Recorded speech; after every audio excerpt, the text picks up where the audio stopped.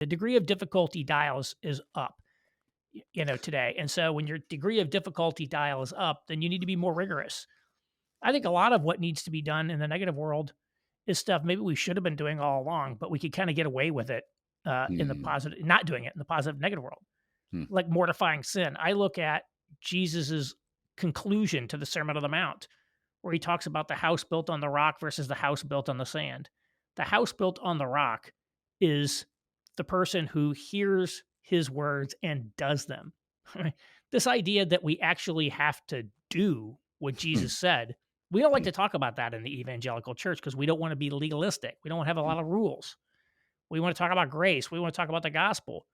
But Jesus himself said, if you want to survive the storm, you need to be doing what I'm saying.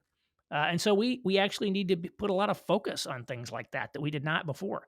And Yeah. maybe it wasn't as obvious whose house was built on the rock or the sand uh, because the storm hadn't yet. Well, now the storm's coming, and we don't know how big it's going to be. We don't know where exactly it's going to hit. But if the storm hits you, that's when you'll find out when the foundation is. It's like the investor Warren Buffett, his quip about it's only when the tide goes out that we see who's been swimming naked. Word of God, I will build my house. I will build my house. Welcome to Grounded. I'm Steve Hartland, pastor here at Cornerstone Community Church in Joppa, Maryland. And I have a guest today. His name is Renn, by the way. If you're going to Google him, it's Renn. There's no W on the front. I tried W a bunch of times and didn't get you, Aaron. It wasn't working.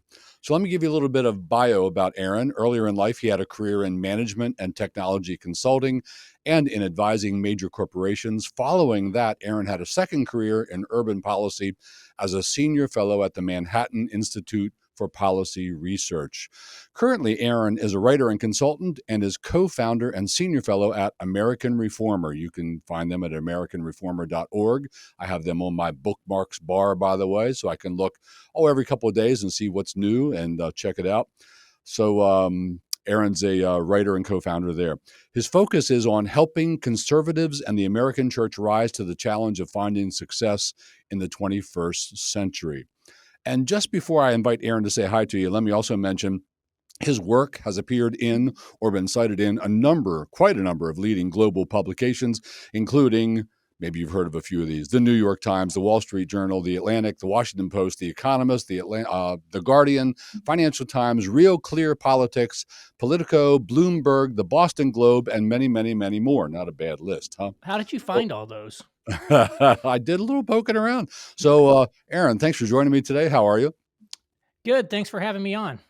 Very good. So just give us a little more bio, like where are you born and raised, and are you married? Do you have family? Stuff like that. Yes, I was born and raised in, I was born in Louisville, Kentucky, but I was raised in southern Indiana in a rural community. I lived about 4 miles outside of a town of 50 people or so. So I grew up in rural America. Then after college, I moved off to Chicago and spent most of my adult life living in big cities. So I lived in Chicago and in New York City. I lived in Manhattan for 5 years. And then I am married. I have a 5-year-old son. And my wife and I moved back here to Indianapolis at the end of 2019. Since we're both from Indiana, it's closer to family, lower cost. It's a much better platform, if you want to call it that, for me to do my work. And then just for personal reasons, it's been good to be here as well. And very providential that we got out of Manhattan right ahead of the pandemic, because that would have been a Wow. disaster. Yes. Yeah, the other thing I'll just say is people should make sure to sign up for my newsletter at aaronrenn.com. And that'll make sure you get all the work that I do because it's all summarized there. Thank you for that. And I'm sure after the talk, they're going to want to. So our topic for today, it's going to meander a little bit, but basically in your writing and in your talks, you talk about these three worlds, three kind of recent worlds, the negative world. First it was the positive world, then the neutral world, then now the negative world, and how Christians relate to culture in those different periods. So we'd like to hear all about that. Would you start us off with positive world, please? Sure. Really, to go back to the 50s is where we need to start. Up until the 50s, America had essentially been a sort of Protestant normative society. In the 50s, they still had what we call the Protestant establishment. So it was basically a Christian country in a sense, and specifically Protestant Christian. Uh, the 50s were the high watermark of church attendance. About half of all adults attended every week. There was prayer in school, et cetera, et cetera.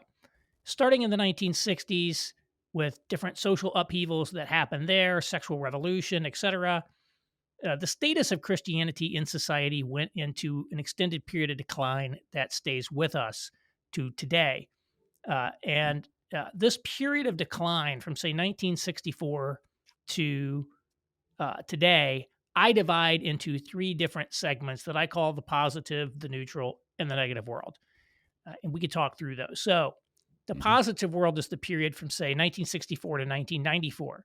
And although this is a period of decline for Christianity, I want to make it clear that church attendance has declined, Christian moral norms are being called into question.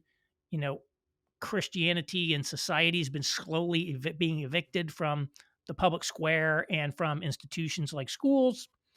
Nevertheless, society still views Christianity by and large positively, Hmm. at least in sort of an official sense. To be known as a good church going man makes people want to hire you, makes them want to vote for you, etc. And sort of Christian moral norms are still the basic norms of society, and you get in trouble if you violate them. So that's the positive world. I could just describe the other two, I think, very easily if you'd like. Sure, please do.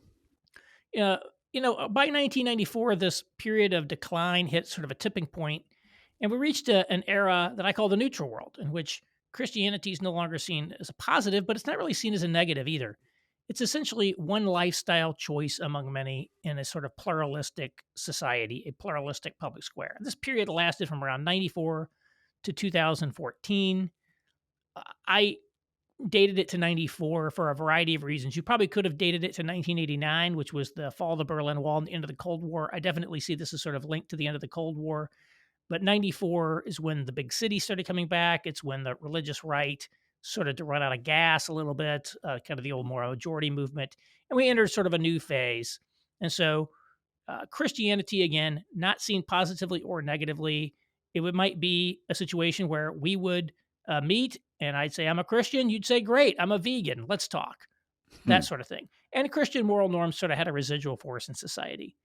And then in 2014, we hit a second tipping point where Christianity came to be perceived negatively by official culture and by society. So today, to be known as a Bible believing, church going Christian does not help you get a job in Silicon Valley. Quite the opposite. In fact, it's going to reduce your social status in elite society to be known as a particularly devout Christian.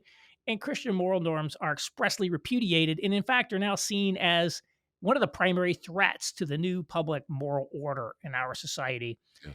And so, although this, what I call positive, neutral, and negative world, covers this period of decline from, say, 64 to the present, nevertheless, the negative world in particular represents something truly unprecedented, where for the first time in the 400-year history of America, Christianity really is on the outs, really is disfavored in ways that it was not previously.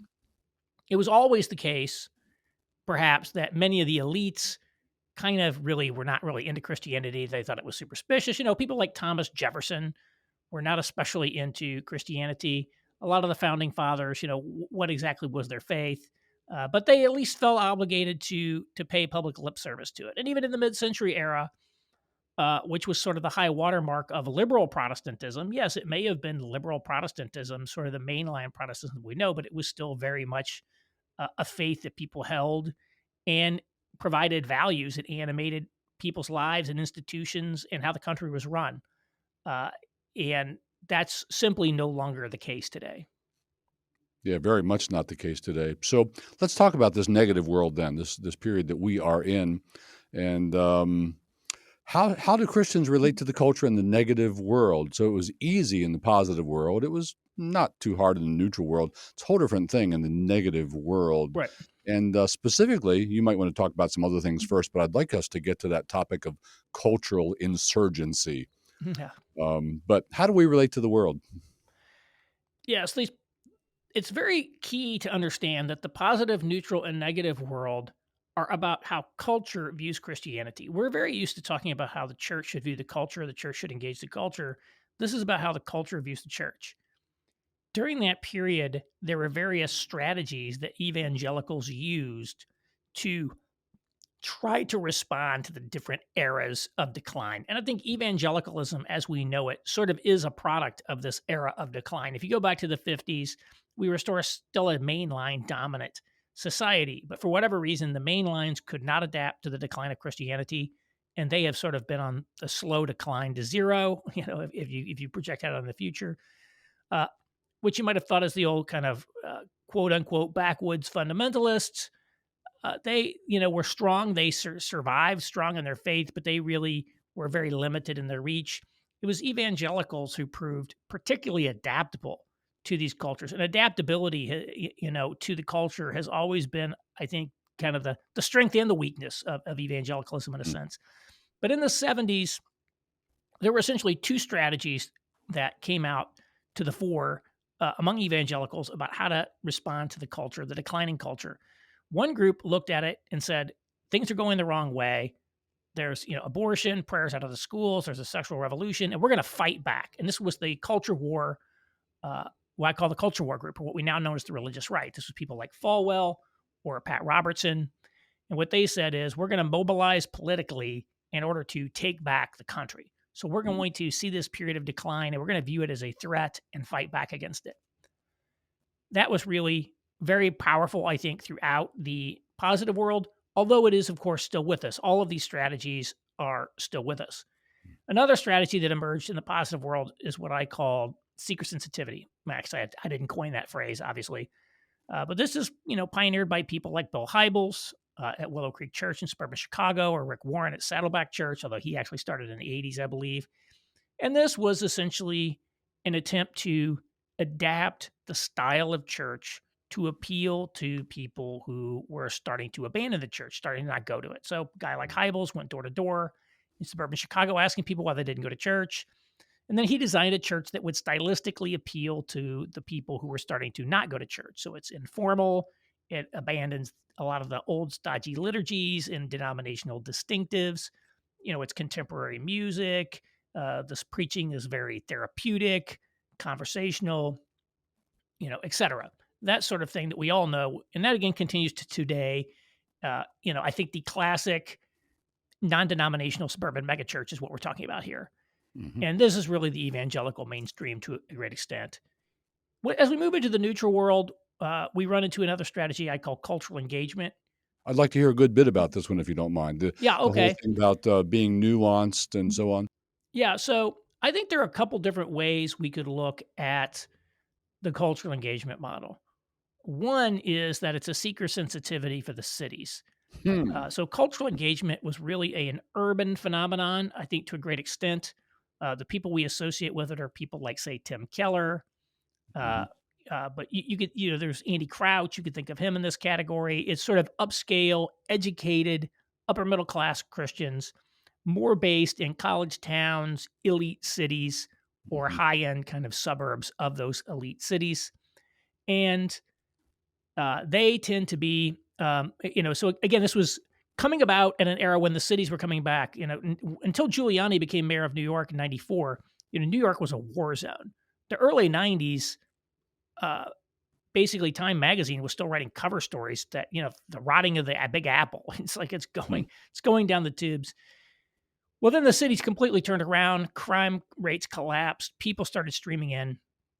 And one way to look at cultural engagement is just as Bill Hybels and people of that nature had cracked the code on reaching the baby boomer suburbanizing population of the 70s and the 80s and even into the 90s, the sort of emerging rising suburban class, that the cultural engagers sort of did the same thing for the urban people, that they figured out what do they want to see stylistically, what's going to resonate with them linguistically. So again, their style is often sometimes similar to the suburban megachurches, but there's more variety. There's some that are more liturgical and formal and traditional. There are some that are sort of hip, cool. There are some that are very like artsy. They tend to prioritize issues, around justice and poverty and things of that nature. The language is therapeutic, similar to the seeker sensitivity movement, but it's sort of articulated maybe in a more sophisticated urban way. And this was essentially a way to create a church that was going to appeal to the urban people, how to get them in the door. A second way to look at it is as essentially the opposite of the culture war. Whereas the culture warriors maybe believed that they could fight and take back the culture, by the 90s, it was very clear that was not going to happen. Hmm. And so on the cultural engagement, it's like, why spend all our time fighting with people when instead we could sit down and have a conversation? Let's take advantage of this new pluralistic public square and just sit down and confidently and in a language that is going to resonate with the public, articulate the truths of Christianity, apply them to the modern day, because we think that these truths have a lot of relevance even today and could resonate with those people. So you can sort of look at it, I think in a couple ways, either as seeker sensitivity for the city or as essentially the opposite of the culture war approach to some extent. Hmm. In fact, would it be fair to say that maybe the people they warred with were the fundamentalists to their right? Well, I think that's true today. I don't think that was true originally. I Hmm. mean, if you go back and look at a lot of these people, I don't see a lot of hostility towards the religious right. Maybe there was some, I was not as plugged in all throughout this process. But where I do think that one of the things they adopted, because cities are, of course, much more leftist, much more liberal than the suburbs, is they cultivated a very apolitical approach. Mm-hmm. So, like, we don't do politics. I don't endorse politicians. We talk about the gospel. We don't talk about politics. Mm-hmm. They also sort of downplayed some of these traditional religious right culture war flashpoints like abortion and sexuality. They just didn't talk about it all that much. They tried to talk about other things more. That's not Yeah. to say they never talked about it, but they sort of de-emphasized the things that some of the culture warriors had emphasized. But I see them as mostly doing their own things, sort of distancing themselves a little bit from the culture war model, but not necessarily fighting with the culture war people. All The right. culture war, the fight against the culture warriors, and of course the culture warriors, being very critical, I think, of these cultural engagement types, came about, I think, largely during the candidacy of Donald Trump for president. Right. And evangelicals were a huge voting bloc for him. Evangelicals voted 80% for him, and a number of these urban types essentially uh, kind of broke their political silence, if you will, and really denounced Trump and saw this evangelical embrace of Trump as essentially compromising their witness and other things. And just as Trump has led to tremendous divisions within society at large and within the Republican Party, et cetera, that was sort of mirrored within evangelicalism. And it's not entirely Donald Trump's fault. In 2014, a liberal journalist, Matthew Iglesias, coined this term. I don't know if he coined it, but he wrote a big article about it in Vox called The Great Awakening. And clearly in Obama's second term, there was this massive, kind of far left, progressive rise that essentially captured the institutions of society, all based around wokeness on all the dimensions of race, sexuality, et cetera. And it's become essentially the official ideology of the country. And that has produced, again, a lot of polarization in society, but also within the church. So I think Trump and wokeness, which came about roughly at the same time, you could maybe even argue that without kind of the wokeness, Trump would have struggled a little bit to get traction. I think Trump as a president is definitely a product of the negative world. We could maybe talk about that more. Sure. I date this sort of intra evangelical conflict seems more a product of the negative world era than some of these previous eras when people were sort of doing their own thing without necessarily attacking other people. Again, my history there is not as strong, perhaps, as I'd like to make that statement authoritatively, but that's basically my thought. And I think this is one of the implications of what's happened with the negative world. We've had the negative world.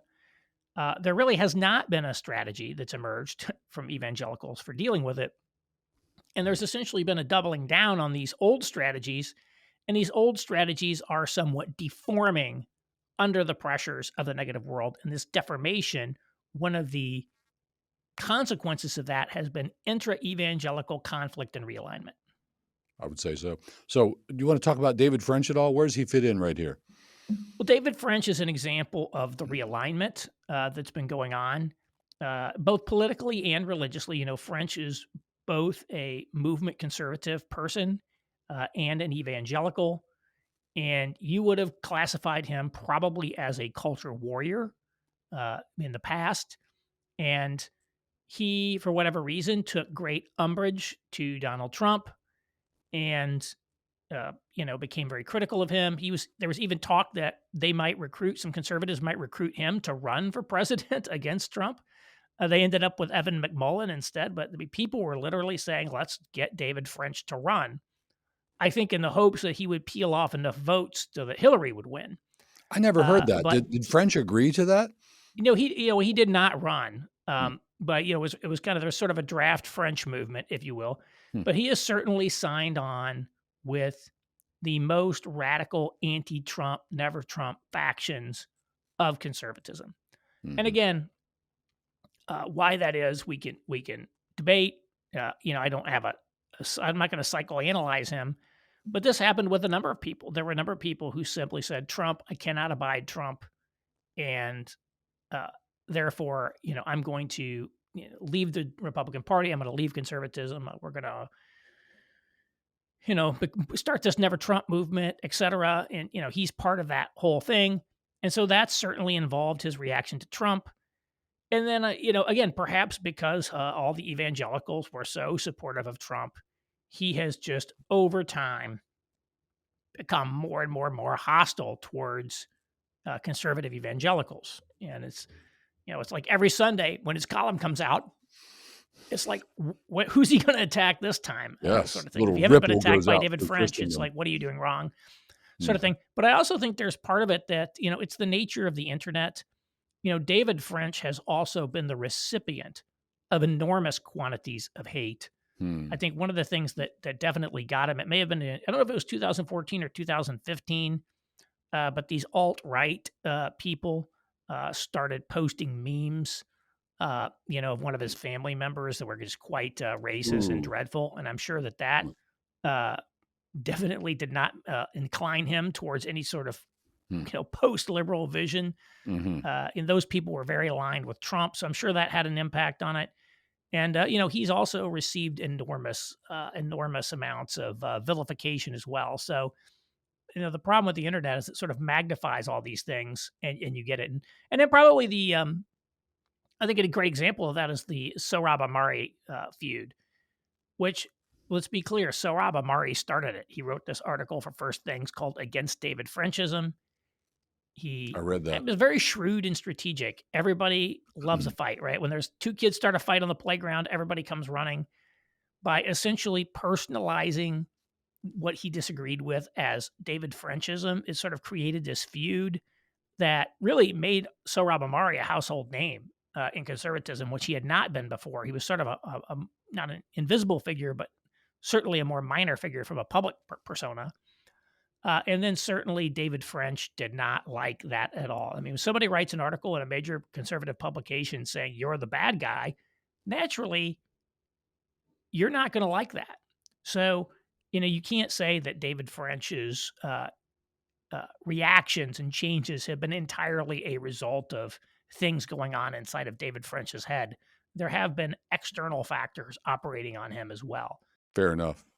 Hey, let me shift gears a little bit and let's talk about this cultural insurgency. So here we are in a negative world. We're evangelicals. Man, the ground has really shifted just very rapidly. All the high points of culture and power and politics and so on have been captured, except, oddly enough, the current Supreme Court. That might be a lagging measure of what we used to be. But anyway, so what do we do now? What do you recommend to evangelical Christians? I'd also like to hear you speak to, I'm a pastor. What do you recommend to evangelical pastors? What do we do right now in this unique time that we're in? So can you talk about that? Well, I would say we are in an unprecedented era, and we need to adopt an exploration mindset in the sense that it's not going to be as easy as it was in the 70s to just design a sort of business school strategy approach to reach an underserved market or a hard to reach market or something like that. This is a more difficult situation. It's very fluid. It's very dynamic. Things are changing radically all the time. Nobody thought on January 1, 2015, that it was even conceivable Donald Trump would be the next president of the United States. It was not a thought in anybody's head. Nobody thought this pandemic was going to happen. Probably a lot of people weren't preparing for a Ukraine war. So this world is very dynamic. And this idea that we're just going to be able to sit back and design a perfect strategy is simply not going to happen. So we have to be explorers, in a sense, as we navigate this. There's going to be a lot of trial and error, a lot of experimentation. So I'm not looking for a master strategy, to win the war, so to That's speak. helpful. There, but what I would say for pastors, there are a few things. One is clearly the pressure on pastors has gotten more and more intense. If you look at the survey data about more pastors looking to quit, things are not good. A lot of seminary enrollments are way down. I'm hearing that there's a big shortage of pastoral candidates, conservative pastoral candidates in some of these denominations, which is really interesting. People are hearing it from both sides in these churches. It's like, think about masking in a church. Should you have masks or no mask during COVID? Should you meet or not meet? What should the rules be? No matter what you do, you are going to get attacked by somebody. Now, there may be a few churches that are so uniformly anti-mask or something that you wouldn't get it, but it's really, really been difficult for a lot of pastors the last few years. And so I would suggest that we need to look at structuring pastoral ministry to be more resilient to pressures, meaning, you probably need to be careful about going into the ministry if you can't be assured that, for example, you're going to have enough financial backing so that you can't, that you're at risk. Imagine this: you're a pastor. A lot of these young pastors, they come in, they're paid dirt. They have a wife and kids. If they displease their congregation and get fired, they're in trouble. Now they're really in trouble. And so we need to really think about that. And I think there needs to be more focus on, ensuring that you get paid well for the work that you're doing, or maybe looking at being bivocational. Yes. C.R. Wiley, the pastor of this conference that I ran into some of your people at, he has been a real estate investor for many years, owning rental properties, and he was good in construction. He was able to fix them up. Having some rental income means that his entire livelihood is not dependent. And so therefore you're not fearful about speaking out, saying the truth, saying what you believe, saying the hard things. Yeah. So I think looking at your financial structure of your ministry is going to be very important, which may, frankly, reduce the supply of candidates even further as people who, can't structure a financially successful ministry. Maybe they're going to have to be more church mergers, things of that nature. I think you also need to look at the personal characteristics of people going into ministry. Things like being able to be more of a caring, pastoral type, maybe still very important, but being more resilient under conflict. Someone who's just comfortable with conflict, comfortable with difficult situations, someone who's just really able to handle that kind of pressure well. It's going to be more important. Some people just are conflict averse.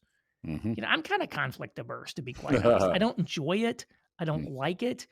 And so maybe I wouldn't be a very good guy to be a pastor on that account. But someone who just has the psychology of thriving in a higher conflict environment is important.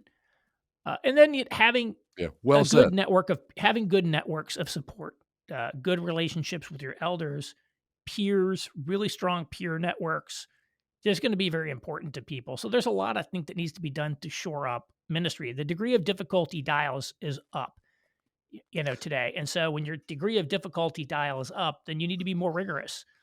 I think a lot of what needs to be done in the negative world is stuff maybe we should have been doing all along, but we could kind of get away with it in the positive, not doing it in the positive negative world, like mortifying sin. I look at Jesus's conclusion to the Sermon on the Mount, where he talks about the house built on the rock versus the house built on the sand.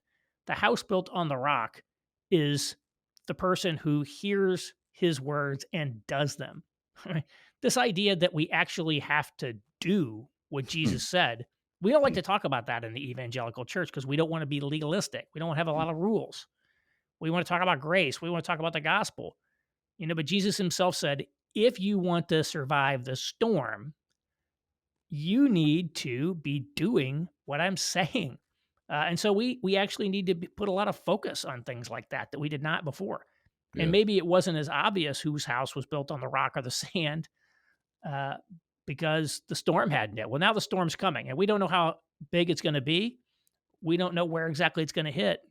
But if the storm hits you, that's when you'll find out when the foundation is. It's like the investor Warren Buffett. His quip about it's only when the tide goes out that we see who's been swimming naked. So I think there's things we know we need to be doing. We know we need to be serious and all that on our faith, but we've sort of been able to get away with being lax.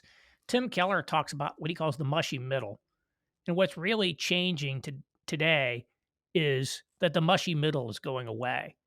And now you've got secular people and very serious Christians. That's going to be the increasing divide, and sort of the lukewarm Christians, the people who went to church because that was sort of what you were expected to do, or because that's what you grew up in, and all those little kind of cultural markers, that's kind of going away as the cost of that goes up. And so we have to figure out what category we're going to fall into. And so I think in every respects, we're just going to have to elevate our game.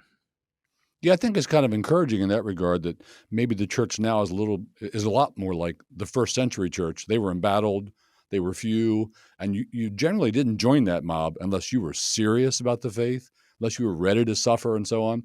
So maybe it's more like that now. And looking back at them, they did a pretty good job. They did a pretty good job of reaching and penetrating their world. So maybe these are good times for the church. But there is a lot that's different about our situation, though, because one of the great kind of disputes about this negative world is this fixation on the idea of persecution.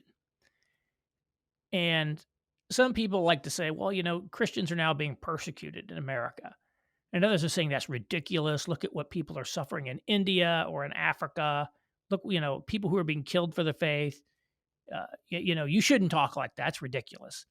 But I think what it misses is that the nature of modern technological industrial society puts new and different kinds of pressures on Christians and other people that people of previous generations never had to face. So I would say, yes, it's true. There is no persecution of Christians in America. Now, maybe there's some obscure cases somewhere. Well, you compare it to Paul. Paul was shipwrecked. He was beaten with rods. He was stoned. All these terrible things happened to him. He was thrown in prison. All these physical trials that he had to endure. We have nothing like that. On the other hand, out of every single thing that Paul suffered, nobody ever took away his ability to make a living as a tent maker. That is the pressure that can be brought to bear. Today's society, when we are no longer self-sufficient, as we may have been in an agricultural era, and in which there is technological surveillance capitalism, as one academic writer described it. And it's very easy to manipulate the system algorithmically to punish you, much as China does with their social credit score system. We could easily have that sort of system. We have an emerging system here. Yes. It's known. You have a social credit score on these systems. Whether you know it or not, these social media companies understand what you believe, what you post, all of that stuff. It's well known. And, you face consequences, subtle economic and social pressures being brought to bear on people that in the past would have been very tough to bring to bear on people. But now they can be. And so let's not sell our situation short just because we're not being thrown in jail like they are in China. We are under, in some respects, more subtle and difficult to combat pressures there. And that's why the analogies sort of break down a little bit. I do think there are things to learn from the early church, but their situation was also quite different from us. And we need to think a lot about today's world. And if my writings, I'm not a pastor, I'm not a theologian, I come from a consulting background. So a lot of what I do is try to provide tools and insights to help people navigate, make decisions. That's fundamentally what a consultant does. And I talk a lot about the conditions of modernity because that's very underappreciated in today's society. The fundamental transformation that occurred in the late 19th and early 20th century as we had a industrialization of society. You could no longer live as a self-sufficient farmer or something of that nature. You are now dependent on the marketplace for your employment, for goods and services. Much of, for example, what the household used to do in terms of, you know, social safety net, elder care, education, economic production, that stuff's all gone. That's either now provided by the marketplace or by the state. Hmm. And so one reason that the family is fragile today is that the family doesn't do anything. In the early 1800s, the family did a lot because we didn't have a lot of services. Well, today, you really don't need a family because of this vast array of things that you could procure through the state or through the market. And that's helped fragilize the family. And also the essentially I also talk about the rise of managerialism in this environment. How as you get giant cities, giant government, giant corporations, mass technology, it creates a need for a new class of managers, bureaucrats, technicians who've essentially taken control of our society, and they have their tentacles into every aspect of what you do, and even into your family. They've got tentacles into your family. So, if yes, we have all this wonderful medicine, and we don't just have to take care of people at home, but if your kid falls and skins his knee and you have to take him for stitches or something like that, you're going to get 20 questions about whether you're an abuser, right? You've got Hmm. like an army of state agents ready to essentially take your kid from you at any point if they decide they don't like you. And you can say that's overwrought, but in fact, they have tremendous, tremendous power in the hands of bureaucrats over every aspect of your life. And this, I just mentioned these in highlighting, really just to show that the conditions of modernity are not well understood by people. And that makes it very hard for us to respond to things because we have not thought. We spend a lot of time in classical Christian education. It's a big one. Oh, we got to study the classics and study the Greek and Roman philosophy or study logic and rhetoric. And I'm all in favor of that. I'm 100% supportive of that. But ancient classical culture did not have a mass media society, a Hmm. social media society. How does information dissemination and control work today versus the way it worked then?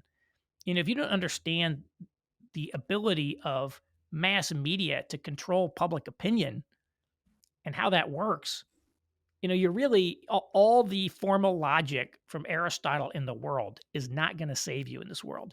So I think there needs to be much more attention paid to the conditions of modernity than is currently paid by the church, which seems very Hmm. uninterested in it for the most part. Very helpful. Hey, let me shift gears a little bit. And one of the things you talk about and write about is you suggest that in this negative world, we make allies with the civilian population. Can you talk about that for us, please? Sure. I'm known as someone who's sort of maybe a critic of the cultural engagement model. And so some people have assumed that from that, I must be a culture warrior.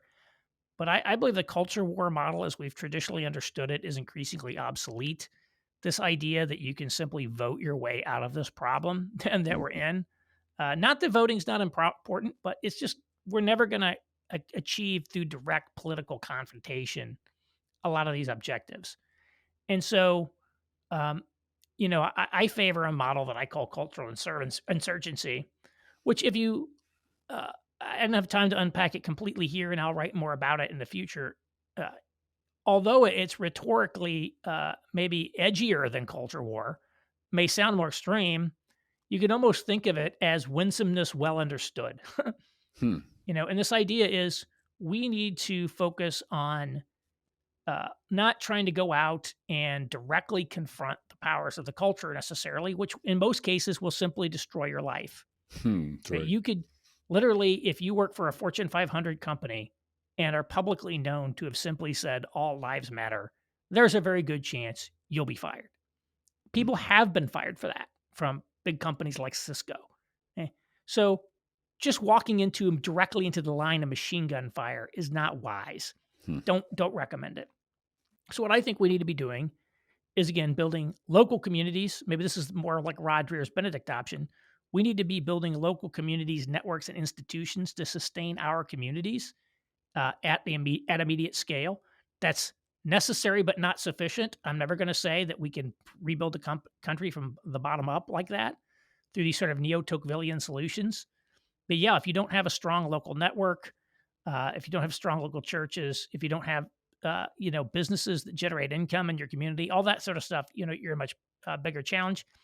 And we also need to focus on basically being winning at what I call the moral level of war. Which is to say, people need to see us as the people with the highest integrity, the most competent at what we're doing, who have the best ideas, who reject the most insane parts of today's world, and that people say, "Hey, these Christians are people that we like, much more so than this mainstream society, which is really not serving our interest, which it is not." What you might call regular people or the average person or non-Manhattanites, they'll get that. They'll like that about us. Yeah, I mean, it's like what I basically say is, look, we're not back in like again the '70s where you could say, oh, the average man on the street, Nixon's silent majority. They all think like we do, and so in essence, by politically mobilizing and being very vocal, you're like a vanguard movement or something. That all these people are just going to fall in line with you, or this idea that you can go knock on people's doors and ask them why they don't go to church. I mean, if you did that today, people would think you were crazy. Like, who is Hmm. this wacky guy asking me why I don't go to church? I mean, and so today, like the normal guy doesn't go to church. He's never really thought much about it. He just wants to like hang out in his suburban house and grill burgers and brats in the backyard, watch the NFL, enjoy his kind of pathetic little creature comforts, which, we all do. That's us. This is America. We're a consumer society. We like to consume. And so we need to think about how do we make ourselves appealing to that person, or at least not unpopular with that people. And so when you engage in a lot of really provocative actions and rhetorics that turn off the average person, Hmm. that's unhelpful. And I think our society sort of rewards extreme, edgy people. That's the nature of social media. It's just like I was talking earlier about this French Amari feud. The more extreme you are, the bigger the bombs you throw, the more high conflict you are, the more clicks you get, the more followers you get, the more subscribers on Substack you get. And so that's the road to riches today. But ultimately, you're just going to ghettoize yourself in a niche, and the niche might be quite large, uh, but it alienates the mainstream. And I'm not so worried about alienating like the global or national mainstream, but at least in your community, you don't want people to think you're like unhinged lunatics, right? Hmm. So let me just tell you what it's like. So what would be an example of something that turns people off? I use example of open carry. This is not concealed carry. Like say I'm going to carry my concealed weapon with me. I've got my permit, but I'm going to carry that. I'm talking about open carry, which a lot of people do, where you walk around carrying an AR-15 or you got like a gun. I mean, this turns people off. This is an image we associate with Lebanon or something like that. It's Hmm. not an image we that makes you feel good. So those sorts of things turn people off. If you're the unhinged person screaming at the school council or the school board Right. meeting, and you're really conducting yourself in a manner that does not appear professional and all that, then you don't people start looking at that and going, what's going on? And so I think, one reason I think people have turned to Ron DeSantis over Donald Trump is precisely because Ron DeSantis seems like an adult, and he actually demonstrates that he demonstrates that he can accomplish things. And who knows what his future looks like. But people are like, okay, this is Trump without the baggage. This is a Trump. This is a guy who, if he were elected, could actually govern. But so again, I'm not saying I'm like endorsing Ron DeSantis or something like that. It may discover that DeSantis can't actually get elected because he lacks the charisma of a Trump. But this idea that demonstrating that you're the kind of person people would want running the city, want running the state, want running the country? Do Hmm. they want to put you and I in charge? Or do they want are we going to look like clowns? Are we just going to look like provocateurs, court jesters who may have a role to play in society, but you're never somebody that people want to give you the keys to the car and drive? And Hmm. so I think I keep coming back to the example of the Quakers in the late 19th century. The Quakers operated in a low trust environment, which capitalism was really kind of it's taking over, but it's highly unregulated. So they mistreat workers, they exploit workers, they adulterate their products. For example, they used to put things like sawdust and iron filings into chocolate, to adulterate chocolate. There was no Whew. Pure Food and Drug Act. You didn't know what you were getting. Uh, you didn't know if people were going to cheat you. There's no consumer protection, and a lot of the Quaker-owned businesses became very successful precisely because in a low trust environment where the establishment was a scam, when the establishment was hurting the people, not helping the people, the Quakers conducted themselves at a different level. So Cadbury chocolate was a Quaker business. And Hmm. Cadbury said, no, we're not going to adulterate. Our chocolate is actually real pure chocolate. We treat our workers well. And people decided, hey, you know what? I may not be a Quaker, but I want to do business with the Quakers because I know they're not going to rip me off. Hmm. And oh, by the way, even if they default on their debts, one of the things they would do sometimes if they defaulted on their debts, the other Quakers would come around them and like make good on their debts and stuff. It's like, these are Hmm. the guys you want to do business with. Hmm. And We so, should be those guys. we should be those guys. And that's not to say that we can't continue to politically engage. This is where I think Rod Dreher got in trouble and that people took, although I don't think this is a completely fair and accurate statement of his Benedict option book, he was perceived as saying, get out of the politics business, stop competing to get elected. We should, by all means, continue to play the game that's in front of us. I'm just saying you can't just rely on that go-to move. We're going to put it all on politics because we saw with Trump, he didn't even have people to appoint. I think that's what he was saying too in the Benedict option. So let me go there for a second to Rod Dreher and the Benedict option. One of the things he says is, however, that nothing matters more than guarding the freedom of Christian institutions to nurture future generations of the faith. So he does say, pretty much, don't count on politics, but please fight this political war. Fight for the freedom of institutions to speak what they want to speak and so on. Do you agree that that's got to be a major emphasis going forward? Well, again, this is sort of the David French approach. I mean, I think again, fighting for religious liberty, if you want to call it that, is important. Um, so I'm not saying don't do that, but you also need to be prepared that they're not going to let you do that. What are Hmm. you going to do if they don't let you do that? I mean, so we already saw during COVID, it's like, no, your church cannot meet, but yes, pot dispensaries can be open, liquor stores can be open, strip clubs can even be open. So very clearly, we do not live in a society that David French envisions, in which there are rules that are sort of applied in an even-handed manner, Right. equality before the law. We live in a society in which there are some groups that are favored and some that are disfavored. And if you are somebody they don't like, and I think especially evangelicals are seen as there's a particularized animus against them by a lot of people, which is why, for some reason, you never ever see these, kind of gay activist groups try to get an Orthodox Jewish baker or a Muslim baker to bake them a cake. Hmm. They're not interested in that. They're interested in going after evangelicals, Yes. and ergo, you're going to get this idea that you can just rely on the rule of law. I mean, the rule of law is basically dead in America. That's a little bit of an exaggeration, but we see again. What do we see? The minutia of the New York Attorney General, who announced during her election campaign that she was going to target Donald Trump. Hmm. Now indicting him. We're just going to go trawl through every single thing. We're going to indict you. We're going to seize your stuff. And then, like, what happened to Hillary Clinton and her laptop? What happened to Hunter Biden and all that stuff? It's like, if you are one of the, I use the example of like, you think that you can't depend on the process fairness in America anymore. Hmm. This is what ended up getting, the January 6th people in trouble. Yes. And they thought that, oh, BLM got away with this. All these other people got away with this stuff. Well, why we can do what they did? No, you can't. We can't do what they BLM did. can burn down your city, kill people, okay, and be rewarded by our society.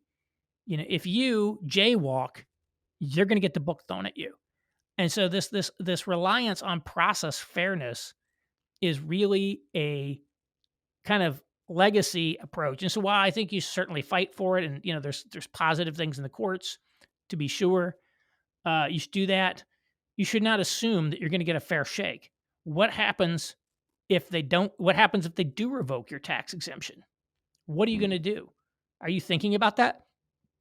What happens if you can't get federal funding for your Christian college anymore? What happens if you lose your accreditation? I'm not saying you need to have every detailed contingency plan for everything, but this assumption that you're going to continue to have some sort of process fairness, or I think we have to. That's an assumption that can no longer be the operating one for institutions today. Hmm. Kind of frightening, but yeah, seemingly Yeah, true. and again, and part of my whole cultural insurgency thing is I look at the people like J6 and I say that is a culture war type of move. And it's just a way to kind of get you destroyed in life. That's why I say I strongly advise against stuff like that. I strongly advise against any sort of talk about civil war or national divorce. Anybody who remotely talks about violence, just stay far, far, far away about it. We shouldn't even entertain that kind of rhetoric. Mm. But you don't need to paint a target on your back by doing something stupid. So I I think agree. those are sort of the things that, we should think about that. Let me just ask you in a broad, general way. So, our listeners find themselves a little bit shocked. Here I am in negative world. Man, I never expected this. It came so fast. I didn't see it coming. What do you have to say to them to encourage them, to strengthen them, to help them stand? Yes, I don't believe in what they call in the internet blackpilling, or coming up with this kind of nihilistic, fatalistic view of the future. Uh, and there's some book. It's not called The Last Pagan Generation, but it's something like that. Rod Dreher is very impressed with it. This idea that the pagans in Rome, uh, you know, tried to hold on for 400s. They're trying to to reinvigorate paganism, but it was hopeless. Paganism was doomed to go extinct, and now Christianity is doomed to go extinct in the West. Well, Christianity might go extinct in the West, certainly possible, but I don't think that's inevitable by any means. Go look at Egypt. Okay, Egypt was conquered by the Muslims in like the 600s or something like that, and you know what? 10% of the population is still Christian. Hmm. The Copts are Hmm. Christian, and they have been in a deeply hostile environment for well over 1,000 years. You know what? They're still there. Like, we're not going in.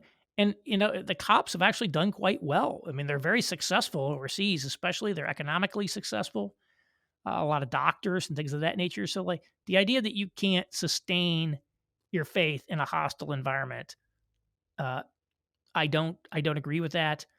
I think if you look around, there's plenty of examples of people who are surviving in very difficult environments. Again, the subtle forms of pressure that are put to bear, through the educational systems and the way that children are brought up, through many, many things, are different than what we've seen in the past. In some respects, a straightforward military conquest is easier to understand and respond to than some of these technological infiltrations, for example. Nevertheless, there's no reason to assume fatalistically that it's over. And the way that American leadership is going, on the current trend, at some point they're going to produce big problems. Now, it might not even be within my lifetime, but uh, in the past we've faced all these challenges. We've been able to overcome them. Today, we have a lot of challenges, and we'll see if our leadership class is up for them. But as they become more explicitly repressive, in a sense, once the sort of soft power idea that we sort of manufacture consent, as Herman and Chomsky said in the 80s, and now we engage in censorship, we engage in firing people, we engage in direct, overt hostility against half the country. Uh, once you switch into that sort of hard power, I think the clock is ticking on how long you're going to last. Mm. As a sort of free society, America lasted over 200 years, as a political nation, and I think that's highly successful. Look at any authoritarian structure in the world; none of them have lasted. Even the Soviet Union basically lasted what 60 years, maybe only like really when it got repressive, maybe 50 something years before it collapsed. And this was an incredibly successful, uh, kind of repressive system. And obviously, we're not the Soviet Union by any means. Ours is different. But this idea that when you transition into a hard power scenario, I think at some point the clock is ticking on you. So, what a little bit more. Talk a little bit about building arcs. What's that idea? Well, this is the Benedict option idea, the idea of building arcs. So if you think society's in decline, what do you do? And I've laid out a bunch of different. I just had a post on my site about that, and I laid out a bunch of different strategies. You can try to resist, try to reset, try to reform, try to do something to reverse the decline. You can. Some people want to accelerate the collapse. That was, of course, the communists. They wanted to accelerate the collapse of capitalism, so they want to accelerate crisis. There's a variety of them. One of them is that called build an arc, and building an arc is a strategy. Basically, says a little bit. I'm checking out of society. I'm turning my back on society, and I'm focusing on building structures to help me and my people and what I care about survive as much as possible intact the downturn. And this is really what the Benedict option is. I mean, Dreer even describes the Benedict option that way. So let's build Mhm. local community structures that can sustain the faith through a dark age, if you want to call it that. And even secular people, I just linked to this guy, Venkatesh Rao. He's one of the great insight uh, blogs, Ribbon Farm. He wrote about this, that more and more people are turning away from society and they're like, how do I just keep my little piece of it intact? How do Mm. I focus on this? And so it sounds a little radical, but in many cases it's not. Localism is essentially a form of arc building. This idea that, like, hey, let's Mhm. focus on our actual neighbor. Let's try to help the people in need across the street from us. Let's try to focus on local communities. I think is a sort of a arc motif. It's like the big society's too big. We can't control it. We can't influence it. So let's do what we can and let's try to like improve our little corner of the world and sort of disregard that. uh, y- Alistair McIntyre in the end of his book After Virtue talked about Saint Benedict and how he sort of turned his back on Rome and said, Rome is toast. We're not going to try to rebuild Rome. We're going to go build this monastic movement and start something new. And that's the sort of arc building there. And that's where Dreer got his term Benedict option from. Yeah. Um, Yeah, I it's want to build interesting that, arcs. I want to build monasteries right in the middle of culture. I don't want to go out in nowhere like he did.